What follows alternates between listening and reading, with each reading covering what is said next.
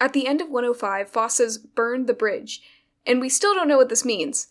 A common prediction is that the sun will explode and Phos will be caught in the crosshairs, and then the last of humanity in Phos will be extinguished. But I don't think this is possible with the prevailing lore in the series, because I think Phos is truly immortal at this point. It was incredibly fortunate that all the gems that were shattered and put into dust were able to be brought back together, but that also brings this horrifying fact that they can never be truly gone. Acmea and Barbeda explained in extensive detail the lengths they had to go to bring each gem back. And the horrifying fact that they were being able to brought back means that they don't die. That's why they had to be prayed for. In the lore book, Life and Culture of Y String of Numbers, I'm not going to say it, during the lighting jellyfish chapter, it says, "Not using fire is one of the greatest features of the civilization. Most of the gems have never seen fire. During the observation period, some of the fields were burned in the summer due to extreme dryness, but they were extinguished immediately by Congo. No gems were burned during the observation period. However, there are cases where they were rebuilt after being dissolved by acid. But if the body was burned, the remaining ash could be resolidified, or the individual could be restored if the ash was transferred to a new gem." I found it fascinating that the lore book went into such detail about this, and we got a little bit of it when I believe Barbeda explained that there were some gem dust that was hurt by the solar flares, and that they would have to go through the process of reforming them. But this tells us that even burnt to ash, the gems can come back together, or are not truly gone. So I believe even in Phos's current state, a solar explosion could not kill them. And I also don't think that's how Ichikawa would end the series. Of course, we've never been able to predict what Ichikawa would do next with the story, but I really don't think that Ichikawa would end it with Phos just dying in a solar flare, although it's still a possibility. It's still hard to believe that the ending could be happy for Phos, but I believe that's where Ichikawa will end it, unless she truly just wants us to suffer, which could be the case. But I believe to connect it to more Buddhist ideals, Ichikawa will have it with Phos finding a sense of peace or happiness in the Buddhist terms that, have been a constant theme throughout the series. And of course, Congo in Party at the End kind of describes his view of happiness, and I feel like the end of the series could be Phos finding that part of happiness. Congo says, "To be free from comparison, to renounce ignorant delusions, to renounce obsessions, to be with suffering, to keep clean the space between life and the contours of life. That is happiness, and that's what Congo describes as happiness." When Congo gave his eye to Phos, he instructed Phos to pray for happiness.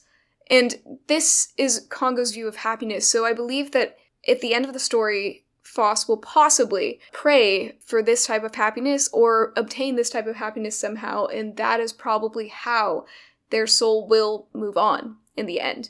Their death will not be a physical death, is what I'm getting at. I don't think that their body being completely destroyed is what will kill them. What will lead their soul to move on will be finding peace and happiness, is how I think the story will end. Or that would be a nice way to conclude it. Again, it's Ichikawa. We have no idea what's going to happen. But that's what I think. I think that that ending will create a clear distinction between all the other characters in Phos, which the story has done already, with just how Phos is human and the other characters aren't, and how Phos is suffering and the other characters avoid suffering. But what I think what we'll see with Phos is someone who goes out and finds their peace and happiness and doesn't rely on someone else giving it to them, like through prayer, which Phos did for all the other characters in the very selflessness that Phos has.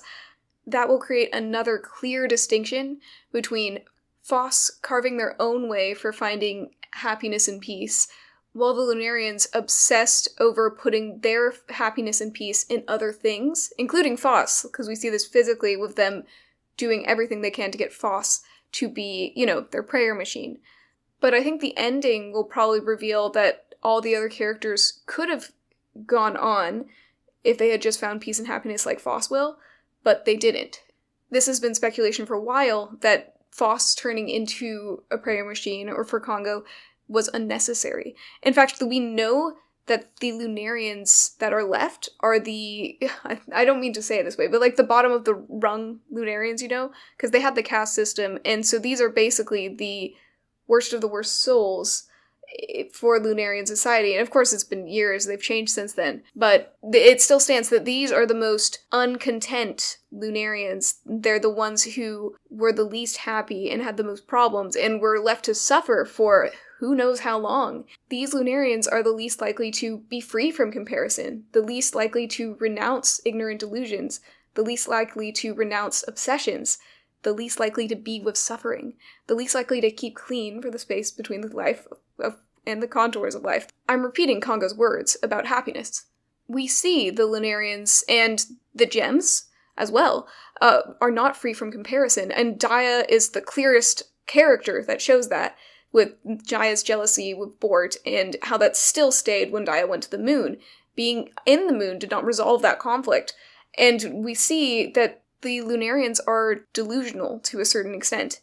They've basically created their perfect fantasy worlds to not think about the day-to-day tasks of life. That's why they've surrounded themselves with so many distractions.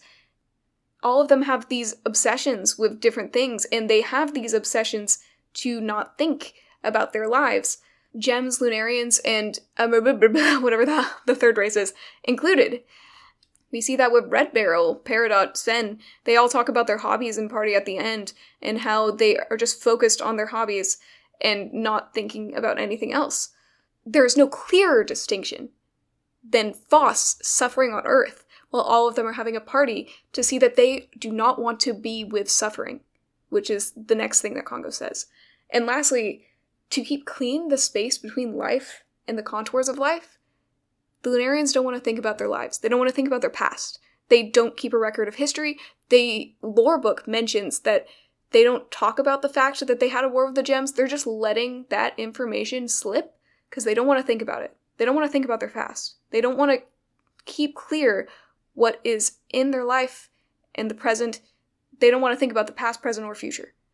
They don't want to keep clear the space between life and the contours of life. And I believe that's getting at the fact that the Lunarians are not self-aware about their lives. And we see that when Phos goes to the moon, and Acmea is talking about their situation, and how all the Lunarians behind them seem really happy.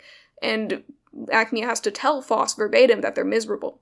But we don't see that. And the reason we don't see that is because the Lunarians are delusional, like I said before, but they are also not wanting to look at their life as face value, unlike Phos does later. The Lunarians and the gems and the third race, that I don't know how to pronounce, all demonstrate unhappiness in Congo's terms. And I believe Congo is the main authority figure for these Buddhist concepts, and the fact that he instructs Phos to find happiness, I feel like it's built up in the story that he knows what happiness is in the context of the story. So I believe in the end we'll see Phos finding all these things that the Lunarians didn't. And I kind of hinted that in my forgiveness video.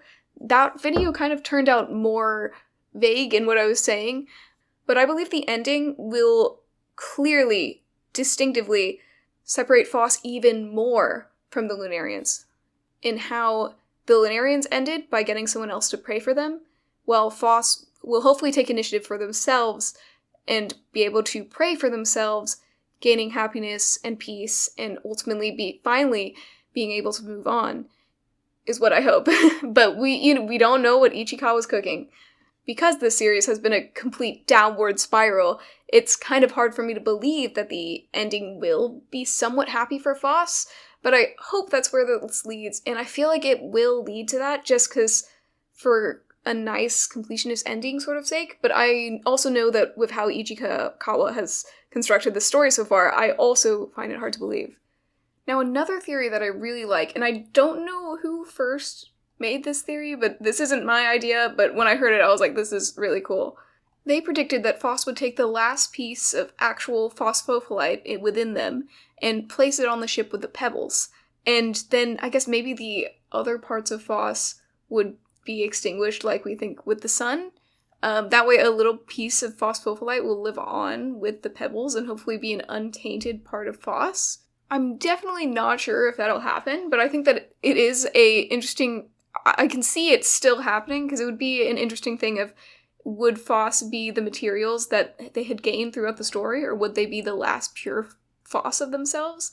And it would open up a lot of, ideas. But that's just a theory that I really liked, but I'm not sure if it's the case. But it makes sense with the pebble, like, the last piece of Phosphophyllite is similar to the pebbles in the fact that it's a rock. Wow, rocks in the series. Who knew we would come back to rocks? But it's a rock. Phos could put that last rock on the ship with all the pebbles, and then maybe we'd get more lore. It would create a clear distinction between the last pure Phos piece and the rest of Phos. And it's interesting to note that Phos in the later chapters doesn't even refer to themselves as Phos anymore because they know that there's barely any piece of Phosphophyllite left in them. And so it would be interesting to see if the other materials that Phos has can live without the Phos piece. And what would that mean? Would that mean Phos is a completely different person? Like, there's so many things you could do with that. So I like that in, like, a theory of what will happen next and, like, the interpretation of it. But I'm not completely sold that it will happen. But yeah. Chapter 106 is scheduled to release on February 24th of this year, which I am really excited for. I plan to live stream my reaction to the next chapter, so please subscribe if you'd like to see that. And please leave in the comments any of your predictions for 106, because I'd love to hear them. Of course, when 106 comes out, this might become a very outdated video with the theorizing that's going on, but it'll at least be interesting to see what people were thinking at this time. As someone who got into the series just a few months ago, I know I'm this obsessed and I only read it like 2 months ago. I find it really interesting going back and watching videos of what people think will happen next and actually knowing what actually happened next, because it's interesting to see how people's predictions are just completely wrong sometimes and how Ichikawa has mastered subverting expectations and being consistent with a story but still not giving away what you're going to do. Houseki no Kuni is just amazing, like, writing-wise, and the plot twists are always really good, and I didn't really get that much into what burn the bridge means, because I've seen a lot of interpretations of it. I don't really know. Most likely it's to disconnect the link between humanity and the next cycle of whatever's going to happen. And how will Phos do that? I guess we're just gonna have to wait and see.